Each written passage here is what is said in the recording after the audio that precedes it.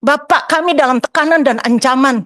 Sehingga kebetulan kemudian Bapak mempertanyakan dan Bapak seperti meragukan kebenaran. Ini amat sangat menyakiti kami. Saya minta maaf. Sebentar Pak, sebentar. Saya Ya, selesaikan. Biar diselesaikan dulu Pak Menteri. Ya, yang Singkat, kedua, Bu yang kedua. Mercy. Ya. Mohon poinnya ya. Ya, yang kedua adalah kami sangat berharap permintaan maaf. Mau korbannya perorangan yang jumlahnya banyak, yang Bapak tidak akui itu massal, permintaan maaf. Karena korban benar-benar terjadi. Komnas Perempuan tidak dapat mempublikasikan karena ini menyangkut harkat, martabat ke publik. Bapak kalau tidak, ini Bapak bisa langsung ke Komnas Perempuan. Data kerusuhan 98, data kasus perkosaan, kekerasan seksual, Maluku, Papua, Aceh, dan sebagainya ada di sana. Saya saksi sejarahnya. Dan saat ini dapat saya sampaikan bahwa Bapak menyampaikan tentang jangan sampai membawa-bawa nama Pak Habibie.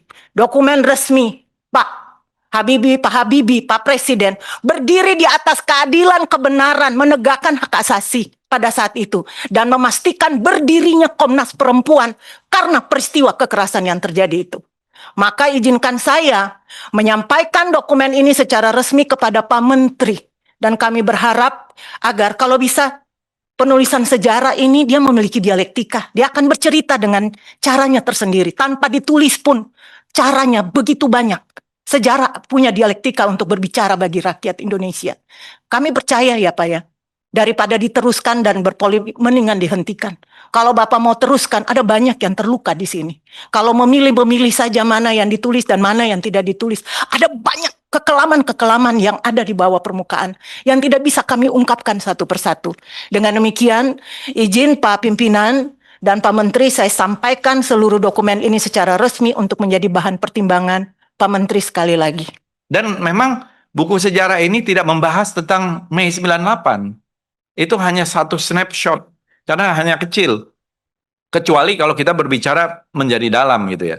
Karena ini bicara dari satu arkeologi dan terusan dari era reformasi yang tidak ditulis itu. Termasuk pencapaian pemilu dan lain-lain. Dan ini pasti diuji publik, karena tidak ada yang perlu kita rahasiakan di sini. Izin Pak Ketua. Izin. Iya, gimana Bu?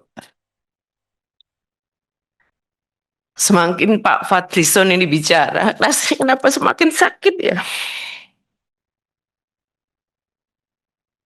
Soal pemerkosaan. Mungkin sebaiknya nggak perlu di forum ini, Pak. Karena saya pas kejadian itu juga ada di Jakarta. Sehingga saya tidak bisa pulang beberapa hari. Tetapi ini semakin menunjukkan Pak Fadlizon tidak punya kepekaan terhadap persoalan yang dihadapi korban perkosaan. Sehingga menurut saya penjelasan Bapak yang sangat berteori seperti ini, dengan mengatakan Bapak juga aktivis pada saat itu juga justru akan semakin membuat luka dalam. Singkat saja Pak, jadi intinya memang peristiwa itu terjadi. Persoalan kemudian ada beberapa catatan yang Bapak berikan tadi, mari. Terjadi Bu, saya mengakui. Iya, itu Saya yang mengakui. kemudian Bapak seolah-olah mengatakan Bukan, bahwa saya mengakui, saya dalam penjelasan saya mengakui terjadi Pak peristiwa Ketua, itu. Pak Ketua. Sebentar Bu, jadi Pak Ketua. sebentar dulu. Ya. Jadi tadi Pak Fadlizon sudah menjelaskan bahwa beliau sebenarnya mengakui perkosaan itu ada, Iya. tetapi ada diksi massal itu yang Ya, beliau informatoris tanyakan. Pak Ketua soal diksi massal ini Pak Ketua. Kalau boleh. Ya makanya ini dijelaskan dulu sebentar Ya. Bu. Ibu. Ini sudah dijelaskan, kita boleh interupsi sebentar informatoris. Iya, Ya. singkat Bu ya. Siapa? Saya ingin kita mengingat sejarah kasus Tribunal Court Yugun Ian Fu. Begitu banyak perempuan Indonesia yang diperkosa dan menjadi pampasan perang pada saat Jepang. Pada saat itu. Pada saat dibawa ke Tribunal Court, ada kasus, tapi tidak semua. Apa yang terjadi pada saat itu, pemerintah Jepang menerima semua. Ini pemerintah Jepang. Duta besarnya itu sampai begini. Terhadap kasus Jugun Ian Fu. Kita bangsa sendiri kenapa begitu berat menerima ini. Ini kalau saya bicara ini kita sakit Pak. Saya termasuk bagian juga yang ikut mendata itu testimoni.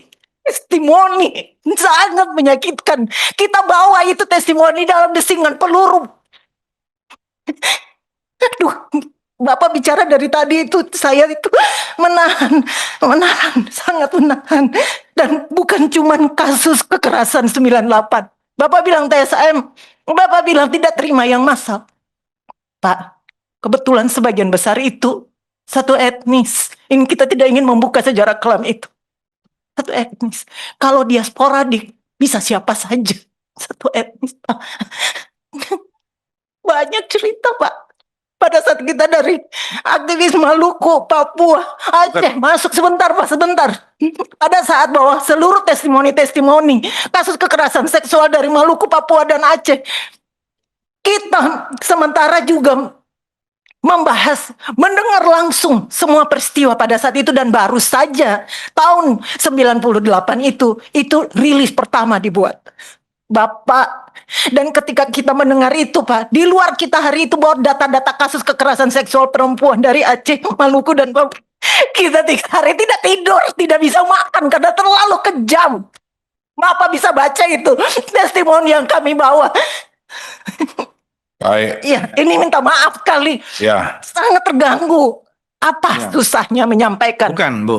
Kalau Dan soal massal, Pak, Bu, satu kasus saja sudah banyak. Lebih dari satu Saya kasus sependapat. itu. Duh, Kalau- Pak, masih kalau- menanyakan Iya. dan maaf. Sebentar dulu, Korbannya 52. maaf, sebentar saya dulu. kalau Manusiawi, Pak, minta maaf. Ya, Bu Kalau- Mercy, saya rasa cukup ya, sudah tersampaikan pesan yang akan Ibu sampaikan. Silakan Pak. Ya.